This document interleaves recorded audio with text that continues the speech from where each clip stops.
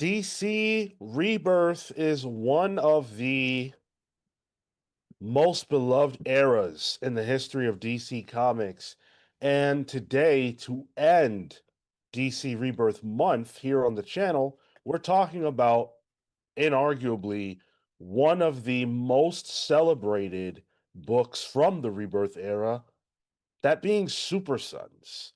Yes, this is the title that features Damian Wayne, the son of Bruce, aka Batman, and John Kent, the son of Clark, aka Superman. This is the first time, to my knowledge, that both of these heroes were parents and we got their children together. And what a series that made. Hyped. I'm pumped for this one. Okay. Hell yeah. Hell yeah. Here to have the It- conversation, we've got Marco, Celsius! Tyler. Hey. And I'm Sean. Thank you for being here, whether you are live or in the future. Smash that like button. Smash. Hell yeah. Chris Covers Comics has it right. W Super Sons, W Pals, W Monday Nights. Well, we're keeping it raw tonight, that's for sure. www.thecomicspals. Yeah, that is a website. Sean, is Thank Marco you. on the fritz? I don't know. Did you do his update last week like I asked?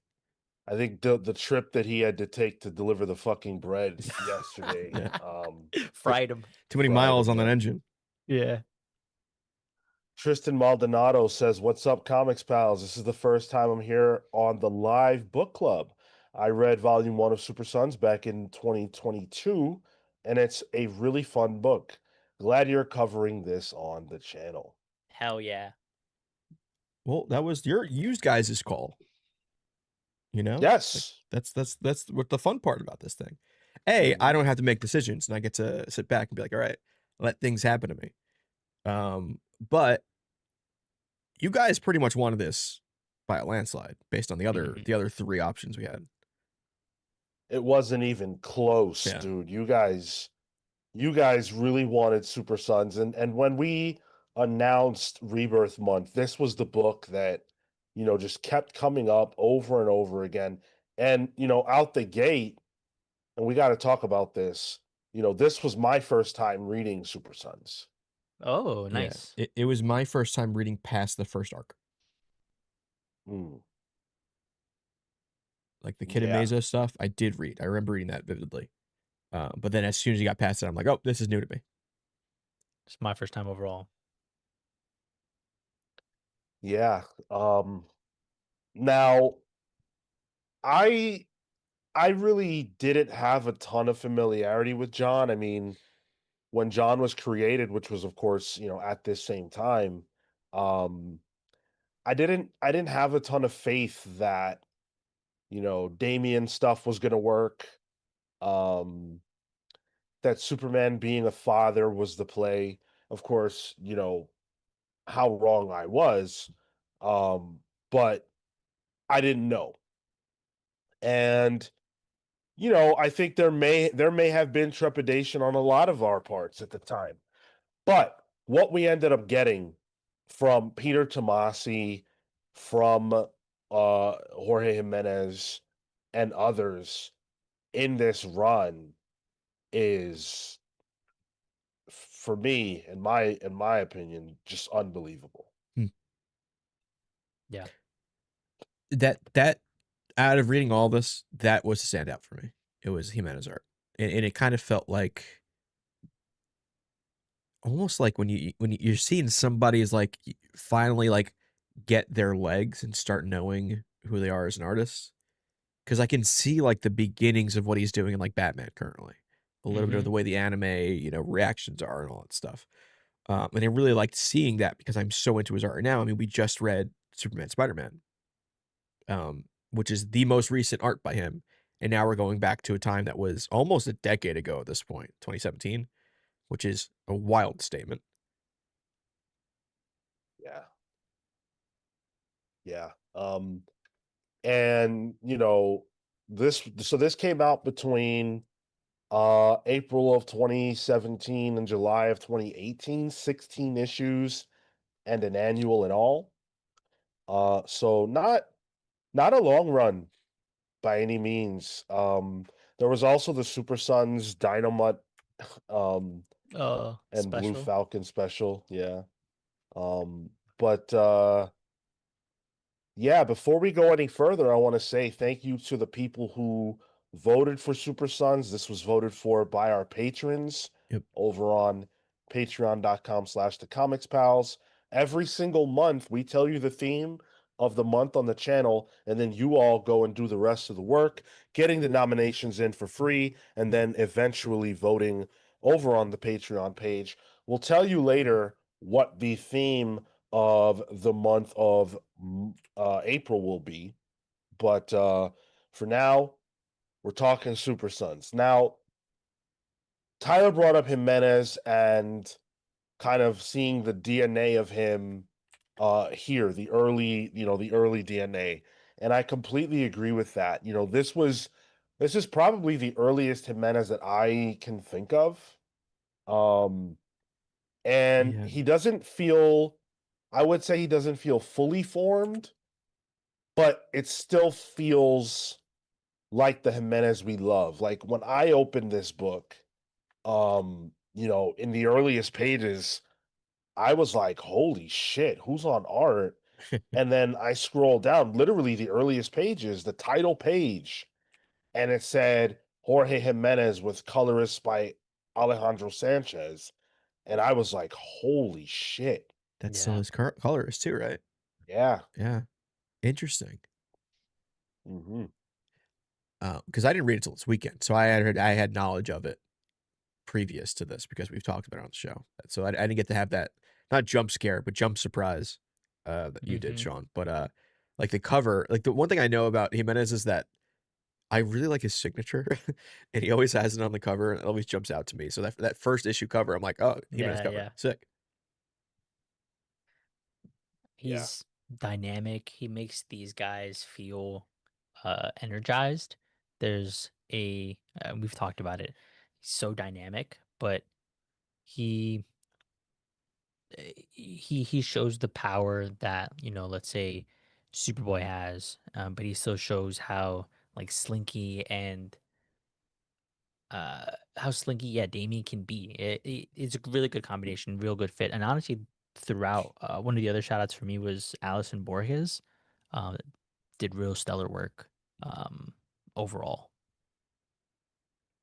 That's one thing that jumped out to me in this run is I read like Jimenez's art. He does maybe a third of all these issues. Hmm. And I think I'll be the Debbie Downer right away. I wasn't too into this. I like the Jimenez issues, but I found a lot of it to be like, oh, this reminds me of what Tomasi's doing on some of his work with Ghost Machine that I'm just not reading. Like it's very cute, and it's very like it's like family orientated, but it's not like they still say like, oh, what the hell, all that stuff. So it's a little more like anyone can read it. It's all ages. Um, but I just found it to be like, that's cute. There was nothing really Oh, grabbing me there and keeping me like in terms of like stakes or whatever. And maybe it's because I have the knowledge of what happens to John later on. So it's like, why do I fucking care about young John at this point? Um, but yeah, it was just a fine book for me. This was like solid, but like my version of solid, not Marco's solid, like a legitimate solid, not a huge praise. I'm surprised that this was very much slice of life, which is my genre, my John. So this very much was each issue I came out away.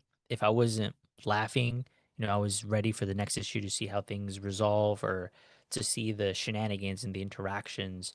There's a way that Tomasi really captures who these characters are at a core, and I think it works because we have such a familiarity with who Bruce and who Clark are. And so to see the differences, to see how independent they feel, but still understand that, Superman is uh is John's dad, and he has to like the absurdity of no, Superman's your dad, and you have to be in bed before 10 is stupid. It's so stupid, but I love that. And on the other spectrum, you have Damien, who is just like this really snotty kid who uh, completely disobeys, his parents, that being Alfred and Bruce, and he's just like a rebel rouser, not necessarily a troublemaker. Well, I guess a troublemaker. Oh And yeah, seeing 100%. that dichotomy, and then them become friends, it's so good. It's just shenanigans. Yeah, I honestly had a tremendous time with this. I thought this was so fun. From the very first issue, it was immediately obvious to me why this book is so celebrated. I always talk about the first issue contract and how, for me, that's pretty much the most important issue of a run. And this one just gives you exactly what this book is going to be out the gate. It's fun, it's funny, it's cute, it's charming. These kids are it feels like they're the heart of DC, because they're Mm, the children of the most important DC characters. And, you know, a reflection of them in the best ways. And I feel like if this is your introduction to John and Damien, um, then I love their chemistry and their dynamic. A lot of people don't like Damien. And I've read so many people say, like, I don't like Damien. I'm not really that big a fan of his, but I love him in Super Sons Oh really? mm, because he gets to play off another kid Yeah. and someone who is his foil in every way. yeah. The same way you would expect it if Bruce Yep. and Clark were kids. And funnily enough, this is something that DC played with before. Because in fact, there was a Super Sons character pairing, but it's not Superman, or it's not the son of Superman and and Bruce. It's Superman Jr. and Batman Jr. or like college versions of these characters. Wait, when was that? Oh, this is 70s. Oh, Yeah. okay. All right. Hmm. It's world's finest shit. That That's the idea. sounds like some kind of like Scooby Doo kind of, like sequel they put out where like Shaggy has like a new shirt for some reason. Yeah, yeah. Yeah. Interesting. I didn't know that. Okay. Well, I think that's one of the dynamics I did like about this because you can see that gradually grow. Like there's mentions of like, oh, Robin, you talk a lot more now. You're more social as you're being a superhero. Why is that? Is John rubbing off on you and stuff like that? So like I like that bit that was kind of a persistent theme throughout this. It's the power of friendship all throughout. And I love that kind of stuff. I sleep. I just thought that, like Damien as a character is I've read, from when he was first introduced. And so for me, my relationship with Damien is particularly special. And this feels like a piece of his life that I completely missed out on. Mm. Mm, mm. Like an important piece of his history, his relationship with John Kent. And it reminds me of the kind of comic that like we don't necessarily get as much. This comic is not about John and Damien saving the world. It's just not about that. It's about their relationship with each other, their relationship with their parents, their destinies in the world, and sort of their place in this place. Mm. And you get Damien as the leader of the Titans and kind of lording his position over John, who's slightly younger than Damien. Um, their dynamic is just so fun and fresh. Where else was this represented in comics?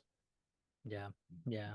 Who John, who is slightly younger and taller, and it feels like such a sibling dynamic. Yeah. Because my brother's taller than me, but he is younger. And so like it's one of those things that you can like play with to humble your own ego kind of thing. Because for a long time I was like, he got big, different shoes on, that kind of thing. Like it feels very much like chemistry that they've built organically, not because they're of who their parents are, but because of who they are, and that friction turns into bonds. Um, and I think something to linger on to what you're saying, Sean, the fact that this isn't about them saving the day, you could have easily turned this into, well, Batman and Superman Junior go and save the day, go World's on their finest, own yeah. adventures. Right, exactly. Which I agree that this shouldn't be. It shouldn't be that. It should feel like these kids coming of age, and that's what it is. It's a of age story, but they just so happen to be the children of the world's most famous superheroes, and so how do they not save the day, but rather how do they deal with the ramifications of them being on their own and the ramifications of their parents, who are these individuals? I mean, there was this great bit where it's just like, oh yeah, like I have my dad has super hearing, or my parent has super hearing and super mind reading. And Damien's like, what are you talking about? Like he doesn't. He's like, you don't know my mom. Like that kind of shit's so funny. I had this question here because I was Andrew Dunson brings up something in the chat that kind of was something I was thinking while I was reading this. And he said, how much Damian John stuff is in the actual Superman book? I read all of Superman from Rebirth last summer, and I felt like I read way more of them than 16 issues. Because I kind of felt that way here too. Because you remember there's like this iconic cover, right? It's Superman, John Kent, Batman, and Damian like facing off against each other. And I assumed it was in this book, but like, no, that was a Superman issue. So I guess a lot of what I had read of this dynamic was because I thought I had read this, was in a completely different book entirely. I don't know if you guys read that, so I don't know if you can even speak to that or not. Is that part of the crossover stuff that happens? Because No, there's like no separate. separate. Because even before Super Sun starts, the first issue, like in issue 1, like they've met each other already, Yeah. and they're already antagonistic. So it's not like their first meeting is here. So I got to imagine this stuff happened previously in the Superman run. Mm. Yes, but what I guess what how are you reflecting upon that? I think I like that stuff more because I remember liking that, and I don't know what. Maybe it's because it had more of both of their parents, both their dads, in it, and that was like a four-way dynamic in a way that was more appealing to me, than just the kids doing kid things, where they were like kids having to deal with the ramifications of what's happening on the adult side as well. Because I think just like the whole kiddiness of it all is the stuff that just wasn't really for me, and that's what this book is. Man, I feel like Tomasi's Mm. voice and writing style for these characters was just pitch perfect. Like I think the the childishness of it is what gives it its for me what gave it its charm. Because so many writers struggle to write kids that feel like kids, and even though Damien is the oldest 13-year-old on Earth, he still feels like that under Tomasi's pen. It doesn't feel like Tomasi's writing an adult in a child's body. It feels like he's writing a child who thinks he's an adult, but isn't. Yeah. Yeah. He wants to be. Wants to Right. lord over everybody. And John has this earnest childishness that is like exactly what Superman's kid would be like. Mm. And you get a lot of that later on. He's just so cute. And one of the things that I really came away from this feeling was I feel the pain of all the fans, the core fans of John's from this era who say you ruined this character. Go ahead. How soon Ye- after issue 16 does this happen?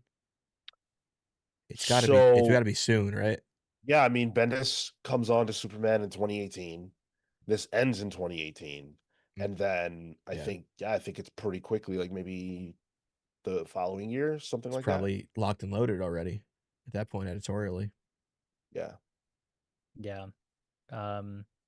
It I think to what you're saying, right? Like I can see the dynamic and I can see how different because we will. I also read we read for this the last special where they're older and or where John is older and now Robin's in that like Red Robin kind of suit and the dynamic was off. The feeling was off. Uh Damien felt lighter, kind of goofier, which was in stark contrast to what he was in the series. And John, uh, John was quieter. He was always the chatty one. He was always leading the charge. He was always the one to extend a hand, but he felt closed off. And there's a direct mention of of Lois says of what happened to you, right? And it's not really directly addressed. It's just talked about, and then you have your little editor's note and all that. And so there's a dynamic loss there. There's a momentum loss for the character in that one type of environment, and it's a shame because that could have continued to be the dynamic, could have continued to be a series for years and years to come. These that John could have never have aged. Yeah. Yeah, and I think the other issue too with aging up John in terms of the dynamic is like then they're not on the same level in terms of their life and life Mm. moments, because now John's college age and he's worrying about girlfriends or boyfriends and all that, and the Archie of it all. When Damien is still too young to really worry about that, or for it to not be a little weird. So it puts them at different levels, which that was the first thing that jumped out to me. Um, once John came back. Yeah, and again, like for me, there's a lot of retroactive frustration because I've seen some people say, "Well, John's not interesting at this time." Well, I mean, we did. It's not like we had a ton of John. Like if No, you yeah. really think about how much we had of John as a 10-year-old or whatever, it didn't last but a few years. Yep. Mm. Um, one of the quickest age ups for a child character that I can ever think of. And it's almost like as unwilling as these companies tend to be to leave money on the table, it's remarkable how fast they did this. But of course, we know the 5G realities that necessitated the age up, The but it's a meddler. shame. The Yep. meddler meddled again. And it's funny, like all that short amount of time too, like how much of that time was he even Superboy? You know what I mean? Even less so. For a while, he was just the son of Superman and Lois. Uh, so yeah, it is crazy how compressed that is. Because like Yeah, in my mind, it's like, oh, John Kent's been around forever, and which he has, but at least that version of John Kent is an iconic version. The fucking Adidas tracksuit jeans combo. I like And that. and like this Super Sons only being 16 issues blew my mind. Yeah. Yeah. For real. Even the design, there was, and again, there was a very much a mention to it. And Damien says, I like your old costume better. Yeah, he's right because it looked like PJs. It looked like a kid playing out the fantasy of being his dad, who happens to be Superman, and uh, and that's lighthearted. It is earnest. Yeah. Um, there's a like this book is cartoony, Mm. and there are moments that like if we were to look at them and judge them with the same kind of critical lens that you judge another comic, you go, well, that beat doesn't doesn't like that beat doesn't possibly follow the one before. They couldn't possibly be in that moment. That wouldn't work. And I love how often Peter Tomasi is willing to like let go and let play and like let the scene be funny, whether every dynamic lines up perfectly or not. Um, it allowed me to have fun. Like I felt like I could step out of the way I typically read comics and like just have a good time with these two kids. Yeah, you're there along for the ride, for the adventures. Yep. And the first arc, I remember feeling like, because the first arc is dealing with these, Like there's the Kid Amazo and all that stuff, right? And I was like, all right. And before it really kicked off, I was like, this feels kind of dark. The Mhm. first arc has John Kent a child finding dead bodies. We Yeah, I learn they're was like, not, but like he goes to the woods to throw up. I was like, oh damn, okay. yeah, I was like, this is a little much. But then once you find out that they're not real and you're dealing with a Mazo, which is like the quintessential Justice League first villain, Yeah, but it's a kid version for the kids. Like it was just perfect. And then when they meet that girl Sarah and they're like trying in a very kid way to impress her yeah. and like it just, oh my God, Tomasi's pen is at his best with this series, I feel. I'll say, I mean, like if you like Tomasi's work here, I 1000% recommend Rocket Pillars. Mm, That's this kind of feel and vibe, but with Manipul drilling it all. nice. The the thing that stuck out to me was how uh very willing both Bruce and Clark were to allow them with their superheroics.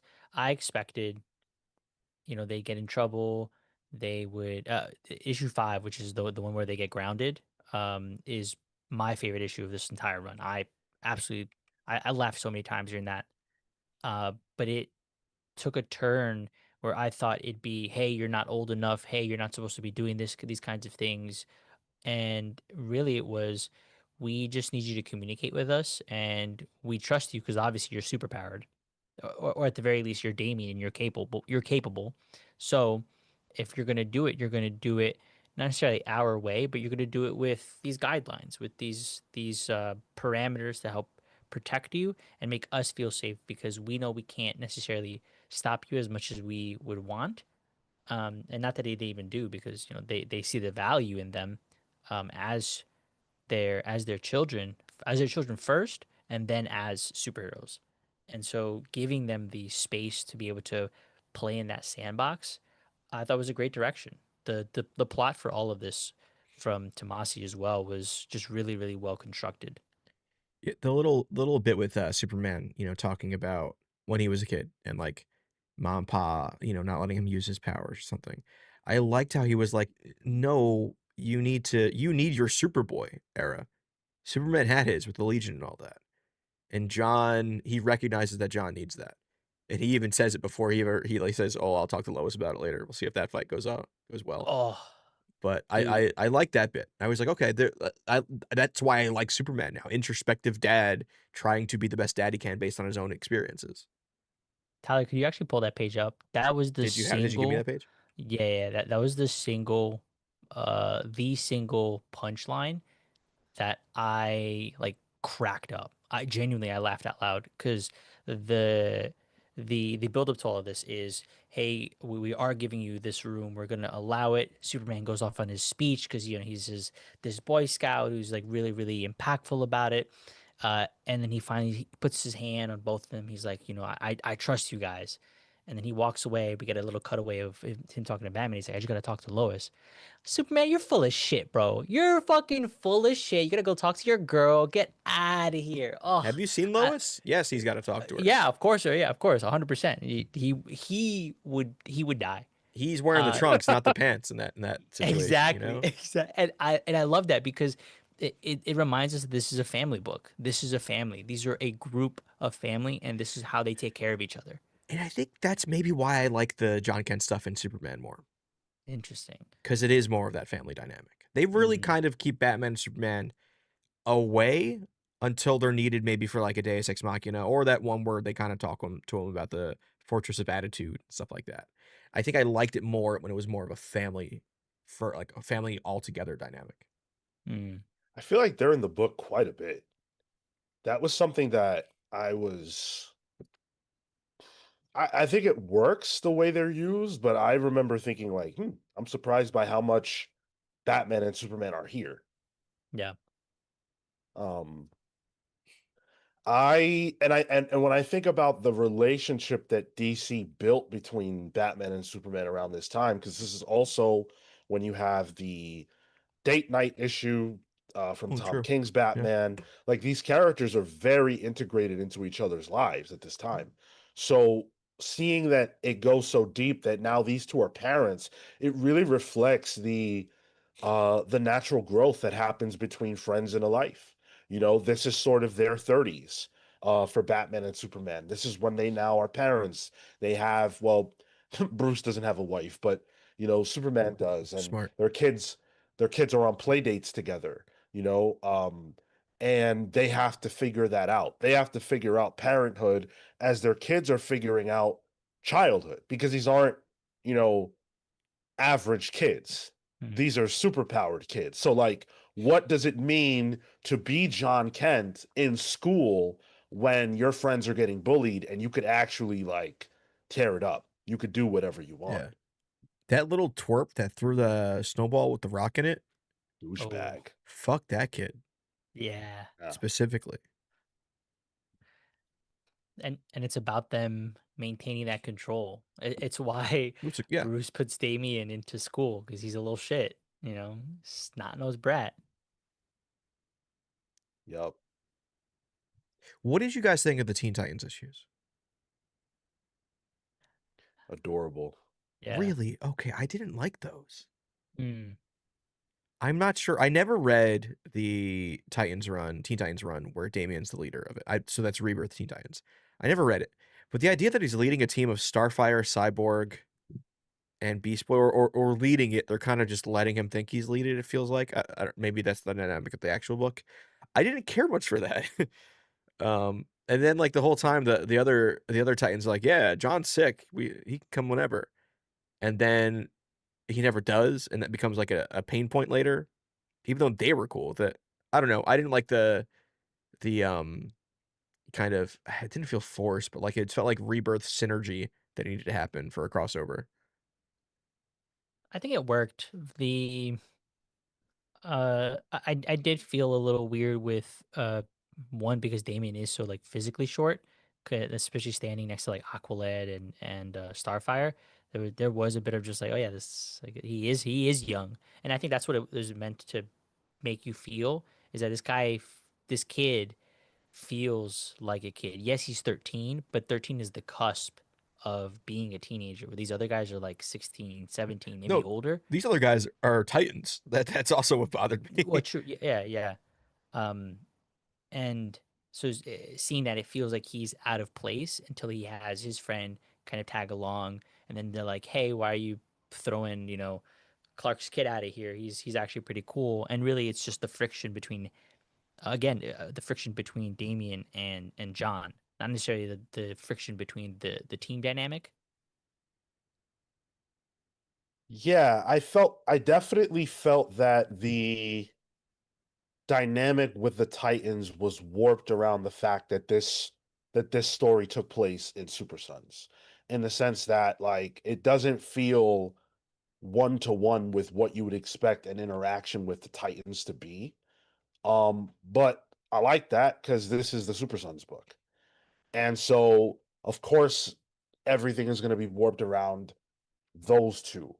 So I thought that all worked pretty well, and I thought it was funny seeing how Damien, um, like was trying to be all cool in front of his younger friend, trying to big time him, and that like all the other Titans are kind of like, well, John's cool and we like him, and Damien's like, no, no, no, no, no, he's not a teenager yet. Yeah. It's just that way that you would do this to your friend when you were a kid who you love, but you're a douchebag, so you kind of treat him like crap. But John doesn't. He doesn't go for it. Like he loves Damien. He really does.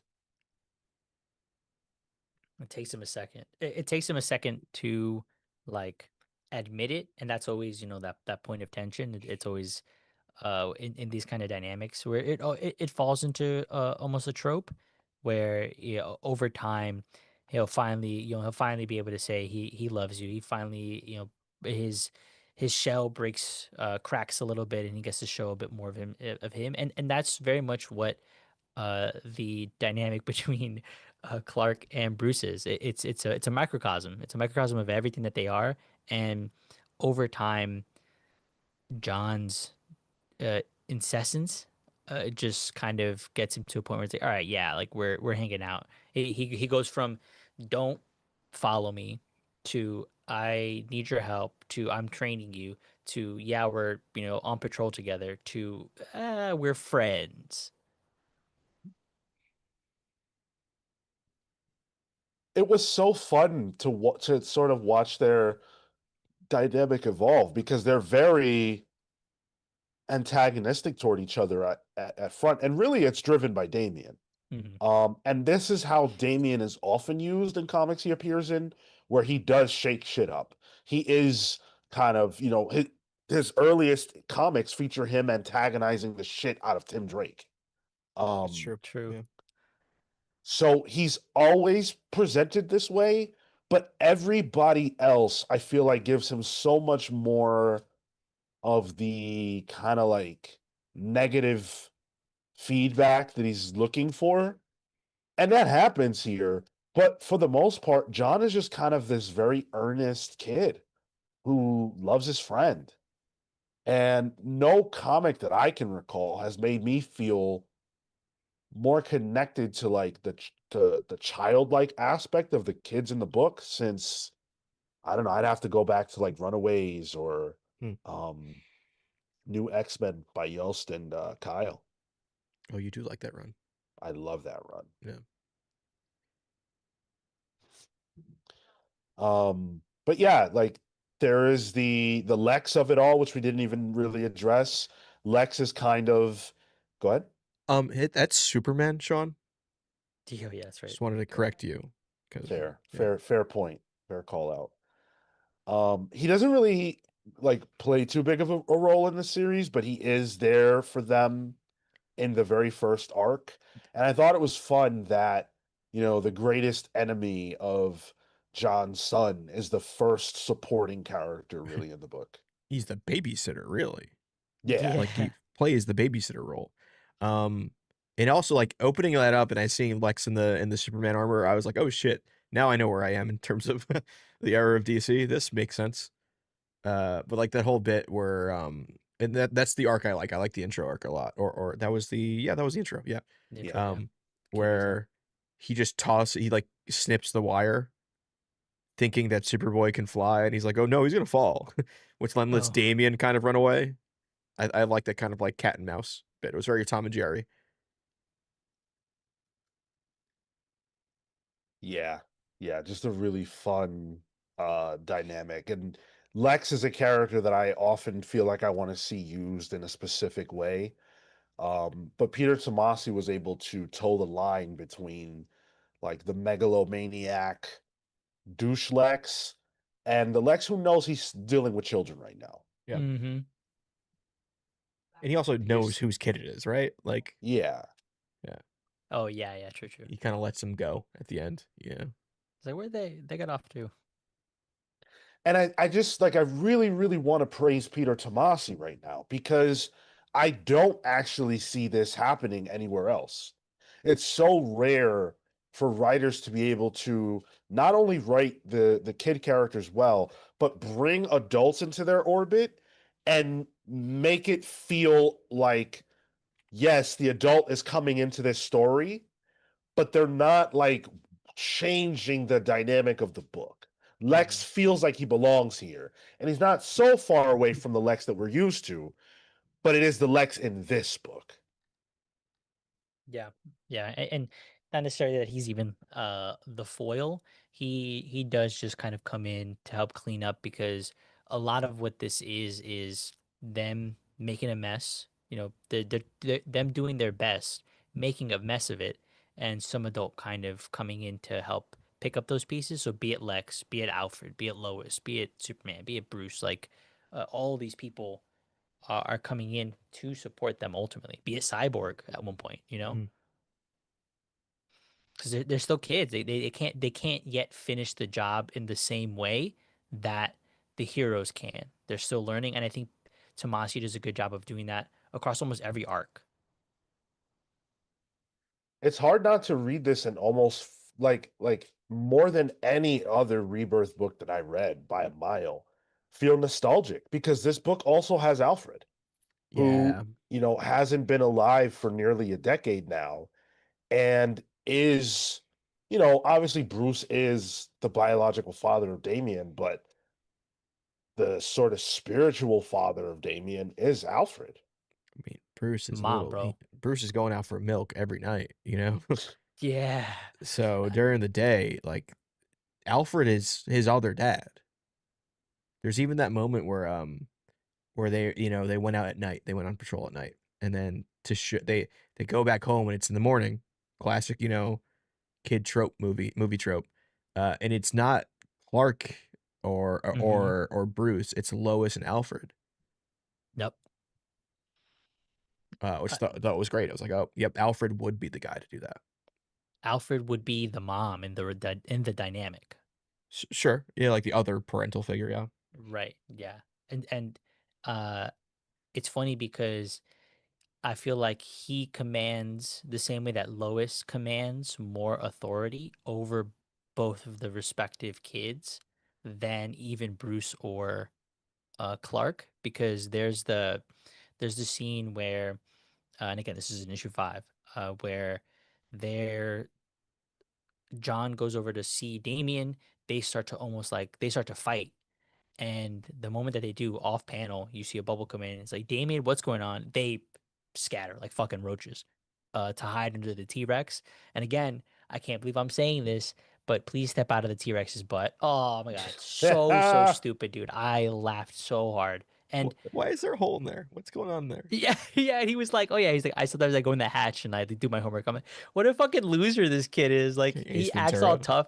He acts all tough and shit, but he's also kind of lonely. And it's such a good balance. But uh, again, Alfred is more of the authoritative figure because he's a bit softer, and it feels like in Damien's case, he's trying to live up or work towards his dad, where he can be a little looser and earnest and honest in that childish way with Alfred. I thought his role here was integral to getting more out of Damien than we would have with Bruce. Because when he's with Bruce, he's rigid, he's stiff, he's like, father, he says father, right? Versus like, oh yeah, dad, a little more casual.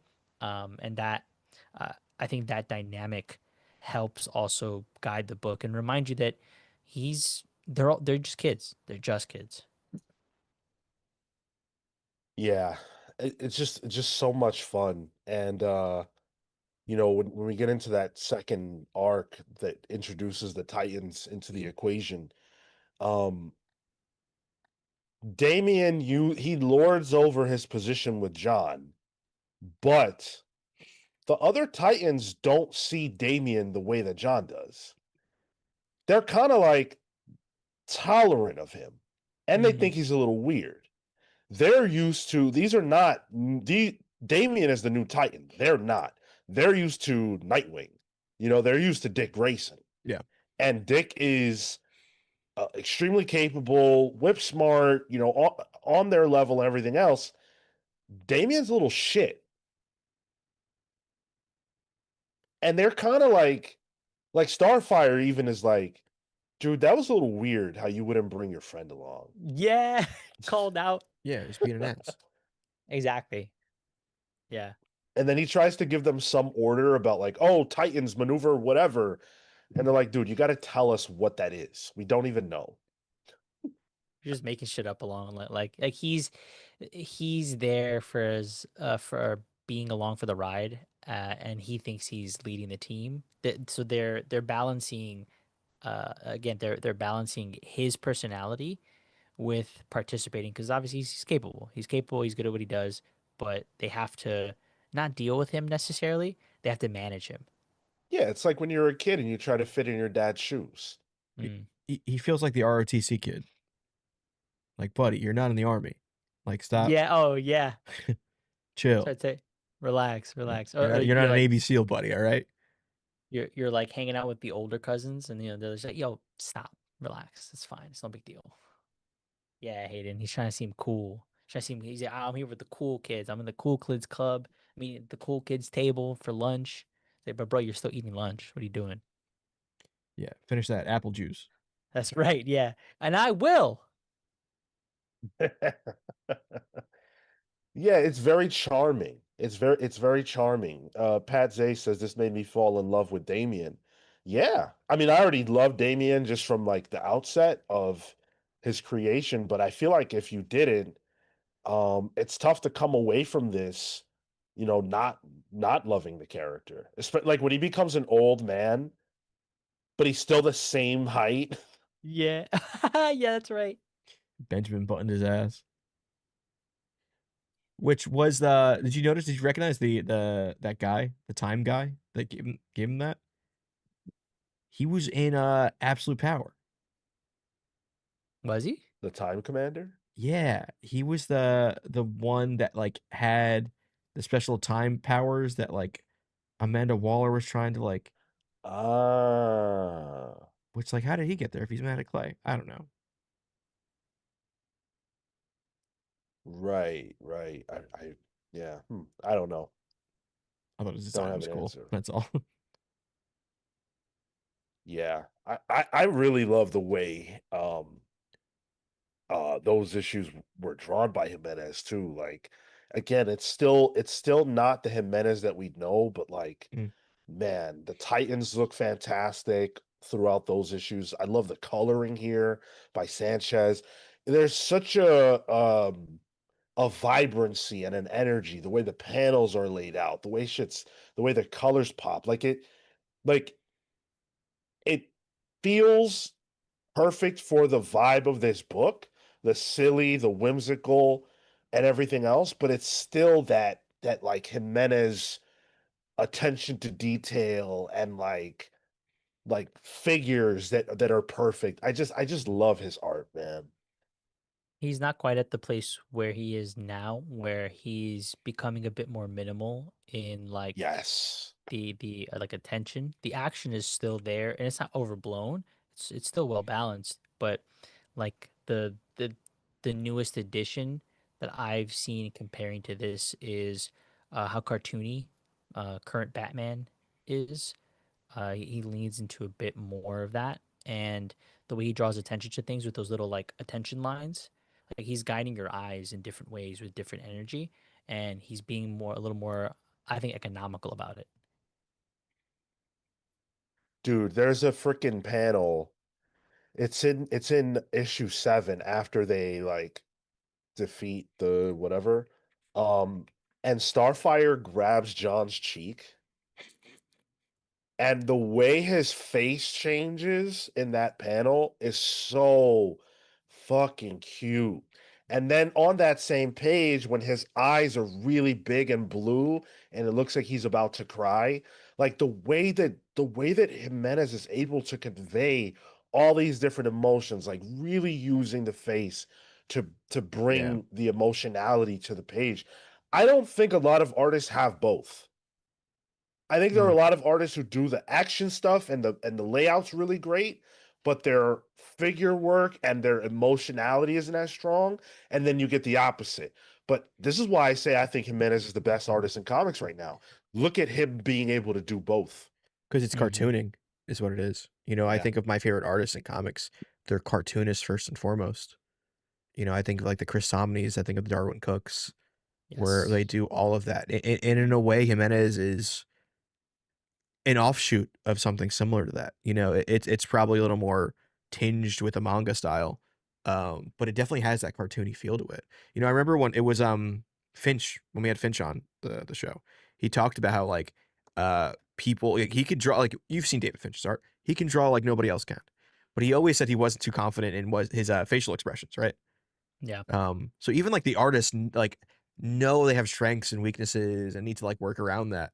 I could not find a weakness in Jimenez's art. If there is a weakness, it's a kryptonite that I don't know about. Dude, he Yeah. makes Starfire look good. That's not hard. Well, True. True. Yeah, man. I like halfway through this, I remember feeling like, well, all right, this is number one with a bullet from Rebirth. Like it's this, Hmm. it's Wonder Woman as far as the ongoings. And Mm. that was halfway through for me. Oh, this would be in your list if you were to revise. Absolutely. Interesting. Okay. Yeah. 100%. Oh, it doesn't even break my list still. I get that. I mean, Yeah, different strokes. it's definitely not big stakes, big action, big moments. It's really like smaller moments, Yeah. smaller action. And again, like that's gonna work differently for different people. I really love that they brought Talia al Ghul into this Mm. a little Mhm. later Oh, on. The Parent Trap story. I thought that was great stuff. Whenever she plays off Damien, I always love that. And again, I'm thinking, well, I've read every Damien Talia interaction. Nope, nope, mm. I hadn't. There's another one. And I love this one in particular, like even just these issues when they're in school together. I really, really love that dynamic between them. And I actually felt like Tomasi almost softened John's character even more throughout. Like I felt like he became even softer, even more whimsical. I love the way he's drawn with the glasses when they're playing soccer together. Oh my God. He takes the falls, when obviously he's, probably built like a tree trunk, but And he still take a tumble. and he takes a tumble and then says out loud, "Well, I'm really good at faking this." Yes. Fucking cheese ball. Like exactly, dude. Little moments like that just give each of them their charm. Yeah, dude. Yeah. And them going up against, the League of Shadows or the League of Assassins. Um, and like every other time, here comes Batman to save the day. Hmm. That's what would have to happen. But not here. This like chumped out the League of Assassins. Like, oh, Superman's son can just break their swords. I'm pretty sure he could though. You could, Yeah, yeah. It yeah, just shows how like their rogues are wildly different. yeah. There's even they're in the street and he's getting beat up, and that woman goes like, "They're beating up that kid." It's like, nah, he's fine. He's all right. He's like, we're good. Also, Lois needs to know better than to take a diner with a window seat. What are you doing? Come on. That's why when In you your when you line when of you, work? when you go eat some gabagool, you make sure your back is to the wall. Yes, yeah, yeah, yeah. Can see She didn't watch Spider-Man 2. She didn't see how that goes. Exactly. Um, yeah, that was fun too. Like getting her in the mix of this without really making her an actor. It's still about the kids, and John saves his mother. Hmm. Um, but they did get the parents involved in a way. I really was pleased with that. Because you can't tell stories with children in them without their parents to some degree. At least these kids. Yeah, yeah, you need him. And it was interesting to see how, and it makes sense how involved each of them were. Superman and Lois are both like not necessarily stricter, but they are involved in his schoolwork. They're trying to make sure that he, does his chores, that kind of stuff. But Damien is allowed a bit more freedom. Honestly, there are moments where it's like borderline negligence, and he's just like, "Hey, Alfred, go deal with this." That I found to be a little sad for Damien in contrast to John. But I'm like, but that also makes sense as to why he is how he is, because that's how he receives attention from his father. He has to almost like draw it out, and that's what makes him more of that troublemaker. And it's only through Alfred's calm and a little bit more his composure, which is similar to how John treats him. But he doesn't let him get away with stuff because he's like, "Hey, you're bullying me, not bullying me, but you're just teasing me, and that's not nice, dude. What are you doing? Like, be a little bit more aware. Yeah, and you know, the relationship that you describe as it relates to Damien and Alfred and Damien and Bruce, that goes all the way back to Batman and Son. Yeah.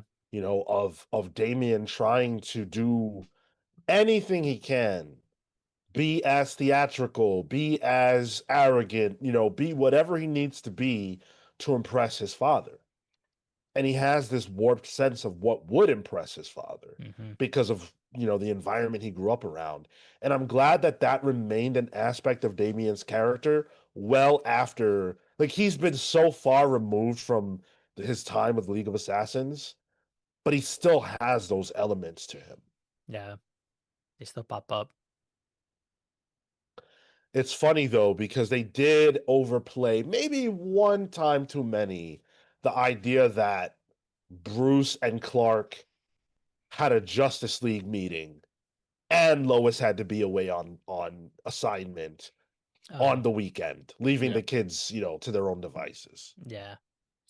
I believe it to some degree, but there were moments where and maybe this isn't the book for that, you know, but there are moments where it was damn, they can't just have dinner together or like or when they punish them, it's like go do the dishes. And then Damien's like, I don't do dishes. He's like, here you do. All right. Yeah. Better be clean when I get back. Yeah, you want to see them having taco night, white people taco night. Yeah, yeah, yeah. You know, they don't do the Mexican blend; it's just the cheddar blend. Oh, I see. Did you guys notice that there was a an issue of this called "The Kids Are All Fight"?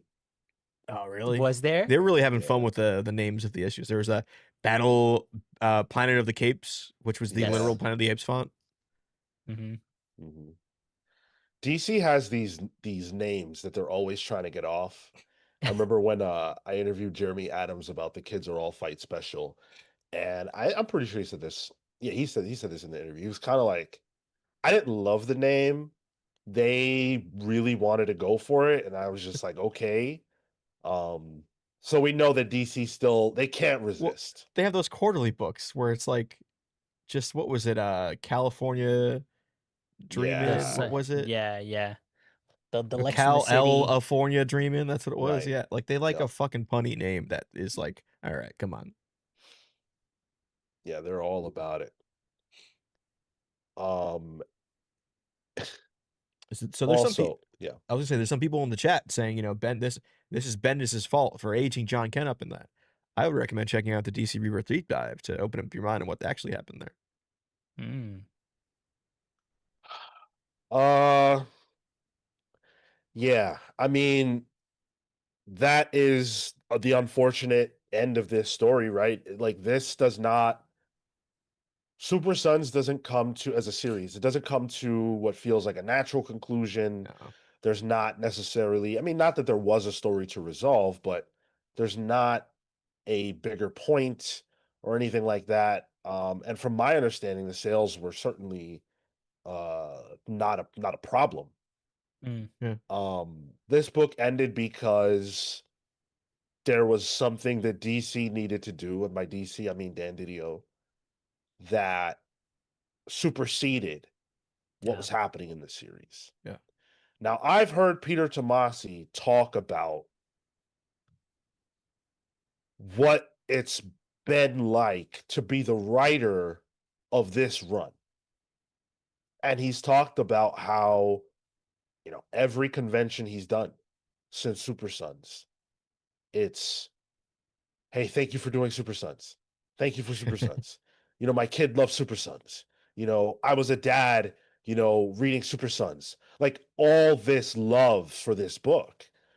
And being the writer who not only didn't get to live, like, write this into completion, right? Like, write until he was satisfied.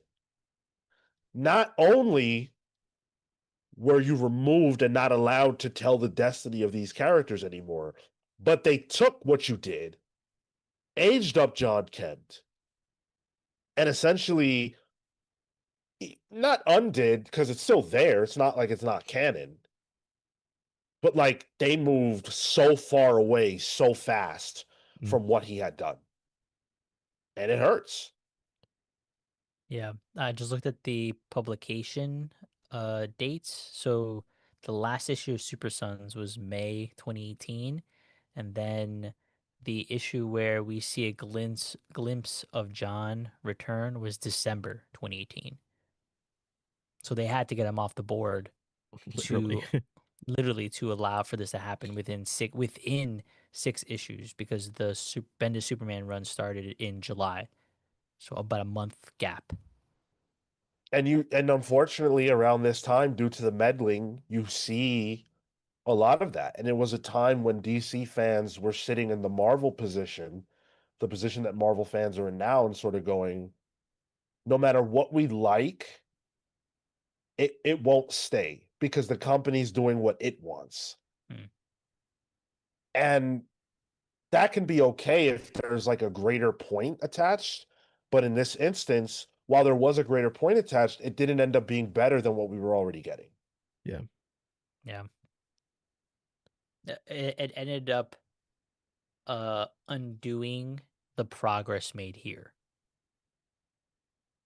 Right. And it ends up damaging goodwill. And I really want the Bendis hate to stop in the chat, because it wasn't It wasn't his call.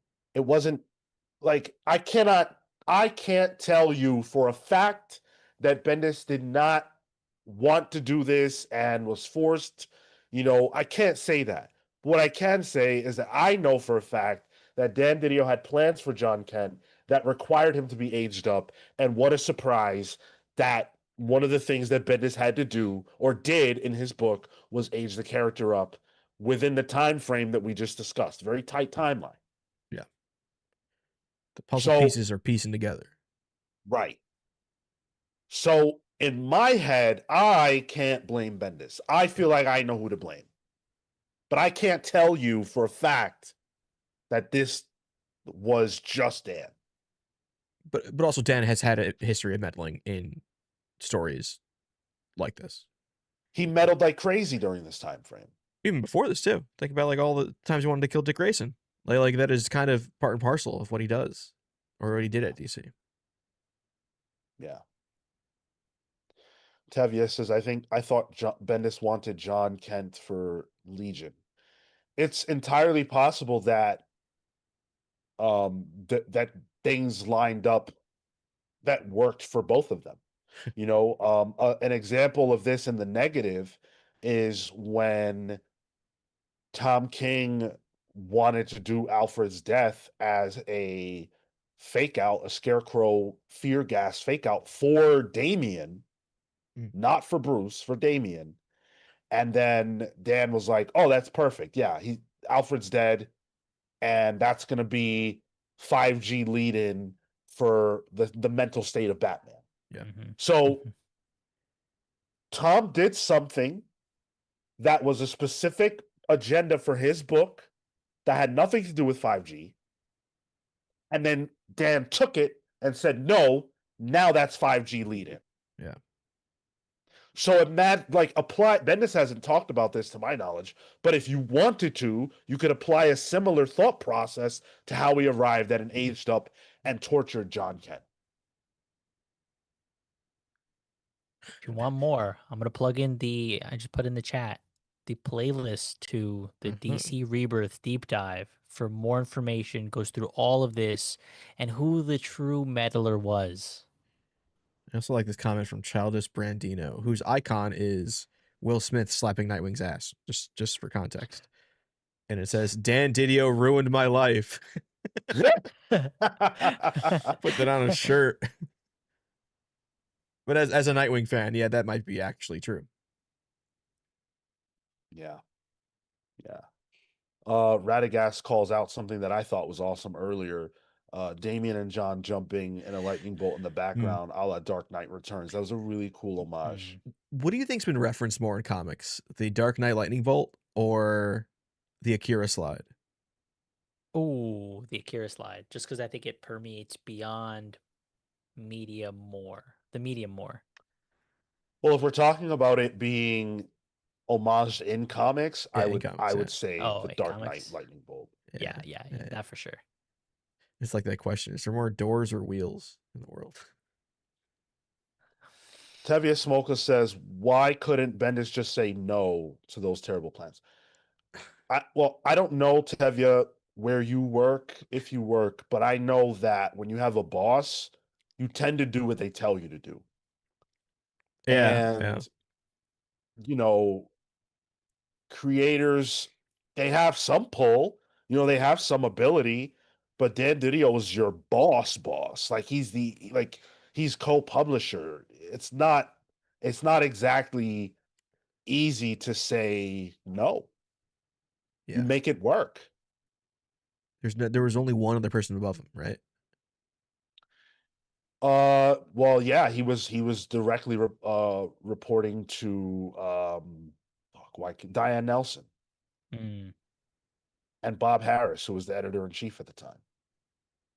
Oh, actually, no. Of course, he doesn't report to Bob Harris. Bob Harris reports He's to him. gone. Yeah, Oh, Yeah. So you're right. It was just Diane Nelson. yeah.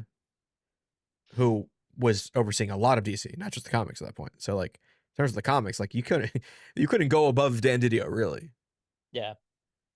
Diane Nelson got brought in when things were bad, Yeah. like when there were problems between Dan and the creatives, and there were a lot of complaints.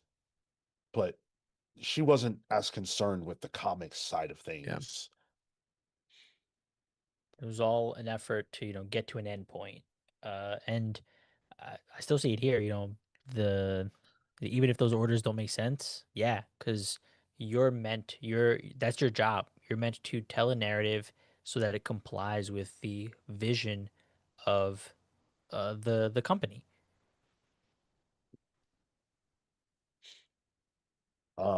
Childish Brandino says, I think it's on Bendis and Didio just based on some stuff that Tomasi has hinted at in recent interviews. I'm fine blaming them both. That's your prerogative. I don't care who you decide you feel like blaming. I'm just saying that there's more to these things than you know.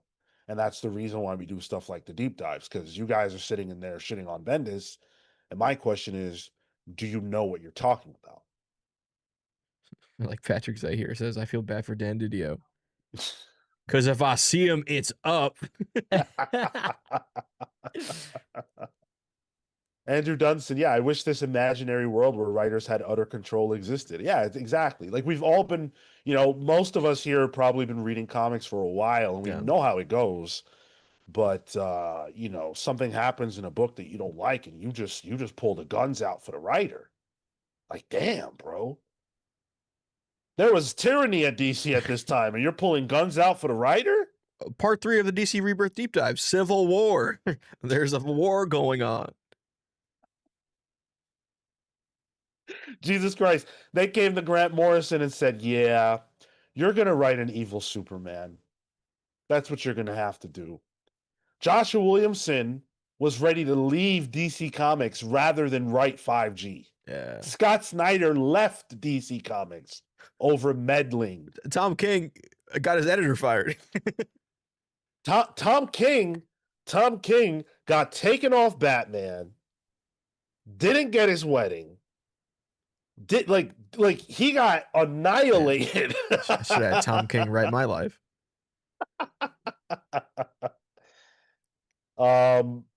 Jesus.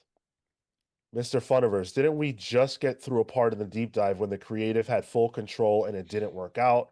Or am I tripping? A healthy balance is necessary. What creator had full control that we discussed during the Rebirth deep dive? I think what we talked about was how there was so much editorial control at the time, comparing it to current like Absolute, where a lot of creatives have control. I think that's the dichotomy we were presenting. Yeah, no, I mean, if anything, the story of Rebirth is creators trying and failing to have control over the destiny of DC at the time. David Tilley says, according to Patrick Gleason, he was going to write and draw Young Justice until Bendis said he wanted it. Gotta put Ginny Hex in some book. But like the framing of that statement makes it sound like Patrick Gleason was making the book for sure, and then Bendis knew that and said, "Fuck that! He said, "Yoink." I'm making Young Justice," and like that's just not what happened. You know what I mean? Like that's such um a colored way of looking at that, where you're adding the color to the sketch that you see, if And that very makes sense. it very well could have been the situation where, hey Patrick, maybe you're gonna be writing this book, writing and drawing this book. Oh, actually plans change. You're a hired hand, so really we're gonna get this other guy to do it. Because again, you take orders from your boss. And we know that there were multiple times, not just in the Rebirth era, but in the New 52 era, where creators were working on the same book at the same time and not knowing it, Mm-hmm. that they were pitching for the same title. Oh, So that's right. it's entirely possible that Patrick Gleason was asked to pitch for that, and then Bendis was also asked to pitch for that, and Bendis got his way because not because he said fuck Patrick Gleason, but because they wanted Bendis to have everything that they could give him because Yeah. they're thinking he's the golden goose. The Yep. Wonder comic side of it, which is what Young Justice wound up being part of, Right. was part of the deal to get him there. Yeah. Exactly. Yeah, that's a fair point. I forgot about that. So yeah, it could have very well just been opposing scripts that nobody knew about. So he's probably justified in the way that he feels, but it wasn't his decision ultimately. Although Patrick Gleason, Young Justice, does sound pretty good. Oh yeah. Oh yeah. JetX says, get in a car crash, blame Didio. Fail at exam, blame Didio. Favorite DC character nearly irrevocably damaged, blame Didio. And now that I'm thinking about it, Young Justice, the covers they had that Bendis was on were by Patrick Gleason, and the art was by Patrick Gleason.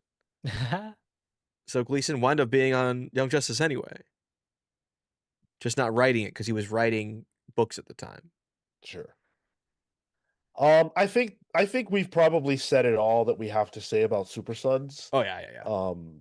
So this clearly has gotten to a place where we're just kind of talking wider DC drama, and we've already done many hours of that on Did, the Rebirth deep did dives. you say whiter DC? Like DC so white? Is that what you? Why?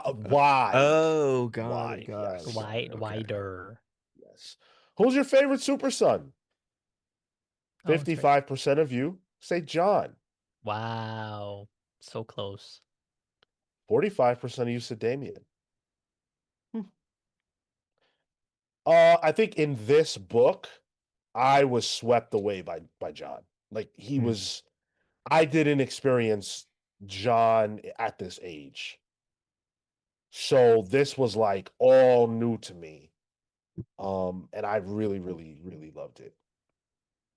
Cool. Yeah, final thoughts. Like who would would you recommend it? All that good stuff. Is this a compact? Because this would be a good DC compact. This is like one I could. This is like one I could give to like a young nephew or cousin or something. It's strictly in the not really for me category, but I can see why people liked it. Does that make sense? Yeah. I would definitely recommend this, except the crossover bits where they because That we didn't even talk about. yeah, like that, because that started to get confusing. I definitely felt a slow momentum during all of that, but that aside, the entirety of the run without it, excellent. So much fun. If you're just looking for a book that is a breeze to read through, leaves you feeling lighthearted and satisfied, this is it. Hell yeah. I agree. I feel similarly. I would hand this to a parent. I would feel comfortable handing this to a young person who was looking for like superhero comics, but age appropriate. I think this is perfect, and there has to be some element of DC that kicks themselves that they don't get to have this. Yeah. And it would be tough to do a retro book with them that lasted this window was so tiny. Well, he's back. So who knows? Mhm. But yeah, let's let the people know. Let's let the people know what we're gonna do for April, which begins in 2 days. Sure. April 1st. It's right around the corner. And you should have watched Pal's previews already to have a look into your LCS on April 1st. Don't be the April Fool. Watch Pal's previews and then head over to your LCS. Now, for April, we're taking it to the streets. Hey, yo. Yup, we outside all April long. Because April is going to be Marvel street level month. So we're talking your Daredevils, we're talking your Spider-Mens, your Punishers. Your Fantastic Four. No. No, Your they're in that Luke building. Cages. The street in the close. negative zone does not count, Marco. Oh, okay, yeah. I'm thinking of, you know what I want to read? Fucking David F. Walker, Sanford Green, and Flaviano's Heroes for Hire. Phenomenal book. Interesting. What would I like? I don't even know what I would like. Oh, Night Thrasher? no. Oh. I know what I would like to read, but I've never read it before, and that's Immortal Iron Fist. Oh, Oh. good things. Which, I mean, I guess I don't know if that's street level. it's not. It's Kunlun. Okay, all right then. But like, I would consider Iron Fist a street level character. Is the weird part. Maybe I would Right. consider Heroes for Hire a street level team. When Iron Fist goes solo, he's like fucking fighting Sabretooth for some reason. True. What about Fraction's Hawkeye? Very valid. Yeah. That's not only street level, it's like one particular apartment building. Like it's Word. one block level. Moon Knight by that's so Jeff good. Lemire. We did that. We could do some like Mensch Moon Knight. We could do Ellis's Moon Knight for sure. Oh, yeah, Ellis's, yeah, actually. Ellis's Moon Knight would be like an episode of Pals Pulse, really. Oh man, Black Widow. Black Widow by Kelly Thompson. Right? Thompson and Samney, right? Yes, but that's not the run I was thinking of. I think I'm Oh. thinking of is it Nathan Edmondson? And Phil Noto. Yo. Yeah. Oh my god. That's a good one. I know Marco, he's a Noto guy. I don't know about that. Oh. Did And Edmondson then- get canceled, Sean? I don't know. I never heard that. What was the Kari Andrews Heroes for Hire or Power Man and Iron Fist book? Oh, I don't think. remember Oh seeing- my I god. don't recall. Oof, that man is a badass, dude. Was it Danny Rand and Luke Cage? I'm pretty sure. I'm confident. I'm very confident it's a Luke Cage book, or excuse me, a Danny Rand Iron Fist book, and I think Luke Cage is in it. But I just remember that gritty ass, Danny Rand Iron Fist stuff. Oh yes. It's actually more recent than I remember. Yeah, it is. It's Danny Rand. That is so good. Yeah. Oof. You know what also just came to my mind too? Kelly Thompson's Hawkeye, the Kate Bishop book. That's good stuff. Oh. Yeah. Leonardo Romero on art with that one. Mhm. Hell yeah. There's a lot of good Kelly Thompson Marvel street level stuff now. I'm thinking about it. Jessica Jones. Jessica Jones, which by the way is not the Bedness. Jessica Jones is not eligible for this, because we already did that. Alias, Neither, Oh, Alias. yeah, Alias. Alias. Neither is Daredevil, Devil in Cell Block D. What is the Spider-Man clause on this? Spider-Man is street level to me. Okay, so he's free game. He's free game, yeah. Okay. Yeah. I would say any Spider-Man story, pretty much. With Peter or Miles or whatever, not. Yeah. Even 2099. I mean, he's in the streets. Those are streets, yeah. 2099. Well, I guess they don't Of really the have streets. They have future. flying cars, so like they just have pathways, I guess. That's true. Andrew Dunstan says Daredevil, but when he's in San Francisco, That is He a was in the street. streets. Were the vampires in the street in Blood Hunt?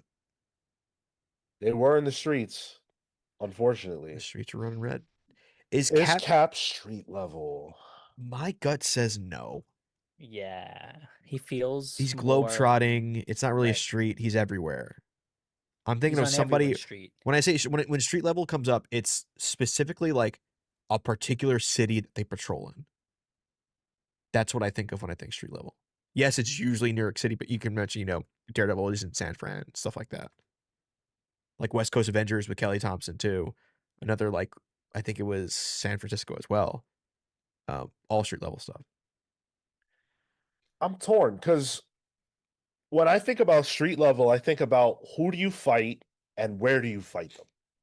And in Cap's comics, he's typically doing like some espionage, like the Winter Soldier stuff isn't like street gang stuff, but it's really low to the ground. Yeah, So I don't know where I land on that. I still feel like it is espionage, and that tends to take him around. That does take him around the world. Okay. Like I see him throwing a punch It's like in yeah. like in New York City, but also he's in like France. Or on a helicarrier, which is distinctly in the air, Right? Yeah, yeah. Not on the streets. not on the street. You know, it actually is an interesting street level book. It's Black Panther: The Man Without Fear, when he took over Daredevil's time in Hell's Kitchen, which was pretty Oh, interesting. It's just a hate monger story. It's him versus the KKK. whoa. Great Devlin says, is there a line between globetrotting and street level? Iron Fist and Spidey are in the streets internationally. If Spidey's in the streets internationally, that's because it's an international story, and I think that's not street level. Does it make sense? Like the Yeah, Spidey yeah. story could be different. He's vacationing.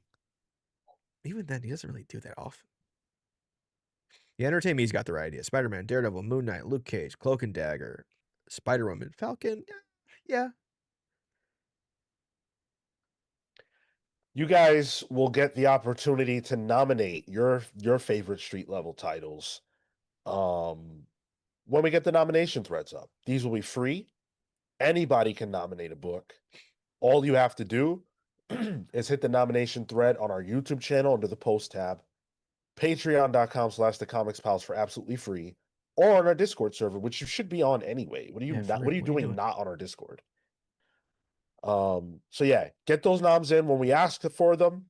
Thank you guys for hanging out with us and watching this. Really appreciate that. And tune in with us Thursday at 8 p.m. for Pal's Polls, and then of course Saturday for the main show at 10:15 a.m. Eastern. What are we going to talk about? It's a brand new month, baby. The world is our oyster. Who knows? Maybe we won't even be here by Saturday. Whoa. Jesus. I mean, we are all centrally located in the New York City metropolitan area. Who knows? We don't got street level heroes here. We got red alerts. And we don't deal with street level problems. We get the big old problems that need the Fantastic Four and Iron Man, but ain't no Fantastic Four. The closest thing we have to Iron Man is a motherfucker who, well, I'll leave it alone. He's in a K-hole right now, Sean. Don't mention him. All right, guys.